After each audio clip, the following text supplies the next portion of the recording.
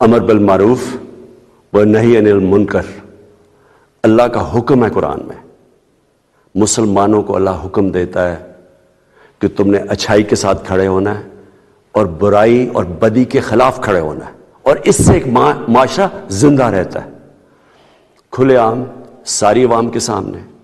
اس ملک میں ڈاکوؤں کا ٹولہ جو 30 سال سے اس ملک کو لوٹ رہا ہے، کرپشن کر رہا ہے، پیسے باہر بھیج رہا ہے، اس نے اکٹھے ہو کے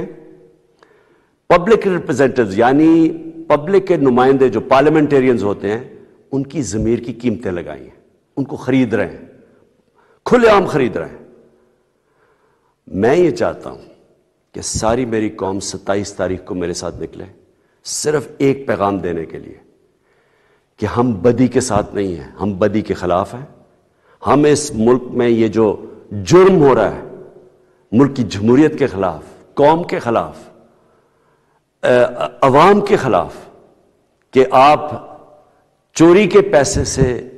پبلک کے نمائندوں کے ضمیر خرید رہے ہو، قوم اس کے خلاف ہے. اور میں چاہتا ہوں کہ قوم نکلے میرے ساتھ 27 تاریخ کو، اور سارے پاکستان کو پتہ ہونا چاہیے کہ آگے سے کسی کی جرأت نہیں ہونی چاہیے کہ اس طرح ہارس ٹریڈنگ کر کے اس ملک کی جمہوریت کو اور قوم کو نقصان پہنچائے.